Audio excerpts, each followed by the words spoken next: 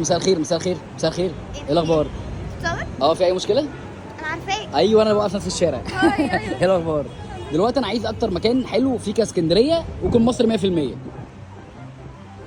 ايوه بص، هو في مكان في شارع بورسعيد في الابراهيميه. ايوه. هو ميكس غريب كده، يعني تحسه كافيه وعندهم سماش برجر وامريكان كوفي، والاسعار يعني افيلبل قوي. انت هتاكل وتشرب تعمل كل حاجه ومش هتدفع حاجه يعتبر، ومصري 100%. اسمه ايه طيب؟ اسمه لاكس كافيه. لاكس كافيه، تمام. بس قوي بجد على ضمانتي جربه. ماشي، شكرا، ميرسي، باي باي. وطلعت على لاكس كافيه عشان اشوف الاسعار، والاسعار بالنسبه لي كانت صدمه. واللي اجمد من كل بقى ان القهوه بتدفع 20 جنيه بس ومفيش خدمه ولا ضريبه. ونسيت كمان اقول لك ان المكان ده هيربي هولسيل. يعني ايه يا عم خالد؟ يعني انت بتعمل اوردر بنفسك وبتكتب على اسمك زي ما انت شايف كده، وبتروح تستلمه بنفسك. واحلى حاجه بعد اللي بحكي لك عليه ده ان المكان ده مصري 100%. ومش بس كده، ده كمان موفر لك كل الالعاب عشان ما تملش من المكان. واقل شرح ممكن اشبه لك بيه المكان ده ان هو شبه البارات بتاعت امريكا. ولما شفت الاسعار قلت اكيد الجوده رايحه في داهيه، بس اللي اكتشفته بقى ان الجوده عاليه جدا جدا جدا. المكان ده غريب لدرجه ان انت ممكن تحس ان انت صاحب المكان ده، غير المزيكا وان المكان